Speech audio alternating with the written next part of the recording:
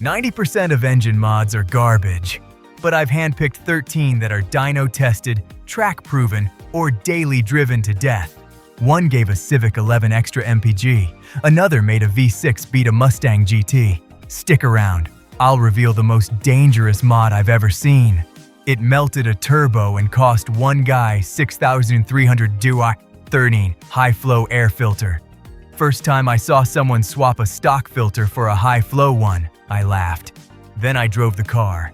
Snappier throttle, smoother idle, slight MPG bump. Shut my mouth real quick. Stock filters are fine for grocery getting. If you care about performance, upgrade. Go K&N, AEM, or BMC. Washable, reusable, outlast 10 paper filters. Don't call it a cold air intake, and don't soak it in oil like you're basting a turkey. Too much oil fouls your MAF sensor. Simple mod, but it's the foundation for everything else. 12. ECU remap. Your engine's capable of way more than the factory tune allows. The stock ECU plays it safe for emissions and grandma drivability. A proper remap wakes it up. Sharper throttle, more torque, optimized fuel curves. I've tuned bone stock engines that felt brand new. But don't use garbage form tunes or $40 a USB dongles.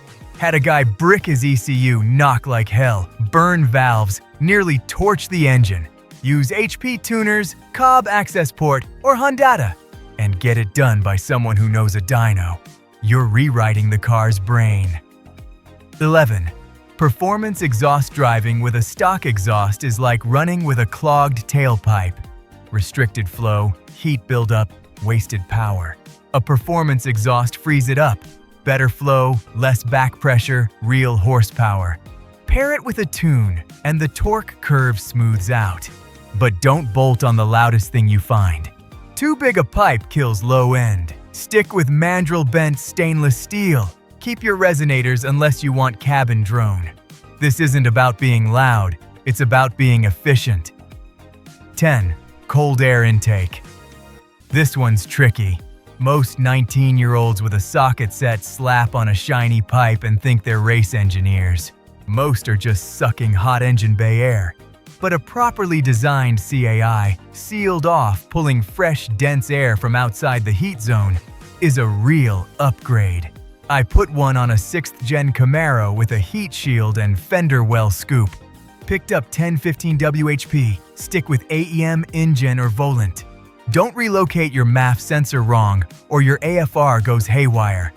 9. Lightweight pulley. Kit most folks chase horsepower. They forget about freeing it up. Your engine spins belts all day, alternator, power steering, water pump. Heavier pulleys mean more wasted energy. Swap for lightweight aluminum or underdrive pulleys and you get less rotational drag. Engine revs quicker, feels snappier. Not more horsepower, more usable power. Put a set on a 350Z, felt like I shaved 200 lbs off the crank. But don't go too light on the crank pulley. You'll throw off harmonic balance and wreck bearings. Use unorthodox racing, fluid ampere or ATI Watt-Do 8, upgraded spark plugs.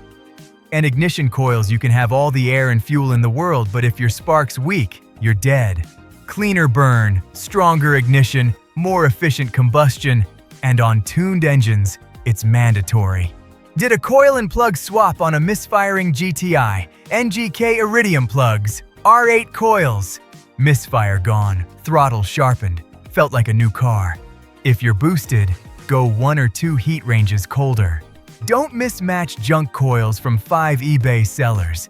Use NGK, Denso, MSD, or Delphi 7 Performance Camshaft. This one's for NA builds wanting real mechanical power. The cam is the heartbeat. It controls valve timing, duration, and lift. Done right with matched springs, push rods, and lifters, you unlock 30-40 HP. Throttle sharpens, rev range widens, engine finally comes alive. But don't slap in a big cam without checking the valve train. Wrong springs, too much lift, piston meets valve, game over. And always tune after a cam swap. Comp cams, Brian Tooley Racing, Texas Speed, all solid. Oil catch. Can ever pull an intake manifold off a direct injected engine at 40k miles? Looks like someone poured BBQ sauce in there. Thick black carbon gunk from crankcase blow-by. A catch can trap oil mist before it hits your valves. Cheap, simple, one of the best long-term mods. I install one on every turbo build. Cracked open my son's GTI can after 6,000 miles. Half a cup of nasty black soup. Use JLT, Mishimoto, or Radium. Don't run a knockoff with no baffles. And empty the damn thing regularly. Aluminum radiator heat kills more engines than bad tunes and redline revving combined. I've seen head gaskets pop like popcorn because someone trusted a stock plastic radiator. Aluminum radiator means more core rows, better flow, superior heat dissipation. Swapped a Mishimoto into a turbo Civic. Went from 215 degree on hard pulls to 185 degree all day. But don't stop at the radiator. Replace hoses, check the thermostat, make sure the fan works. Cooling is a system, and bleed it right. Air pockets will grenade a fresh build. 4. Turbo timer, boost. Controller boost is beautiful, but dangerous. A turbo timer lets the engine idle after shutdown so oil keeps flowing and the turbo cools properly.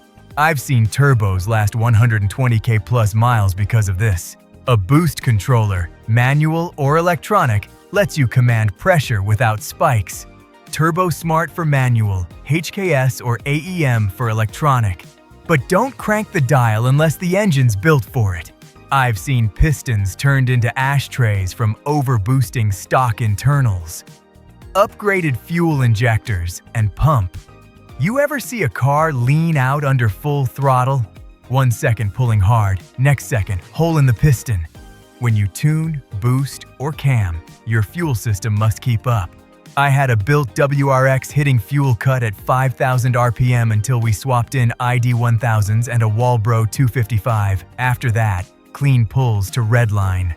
But don't oversize injectors for future plans. Your idle goes to crap and your tuner will hate you. Use Injector Dynamics, Dietschwerks, AEM, or Bosch. Always retune after fuel upgrades. 2. Performance intercooler. You can have the biggest turbo in the world. But if intake air is hot, your power's a joke. Cooler air, denser air, more oxygen, more power. Stock intercoolers heat soak fast. The ECU pulls timing, knock sensor panics, engine feels like it's dragging a trailer uphill. Swap in a larger front mount or upgraded top mount and it's night and day. Mishimoto, Wagner, ETS, Garrett. Check core size, bar and plate design, and pressure drop. This mod protects against detonation and keeps power consistent. 1. Forced induction, turbo or supercharger. Nothing delivers like forced induction.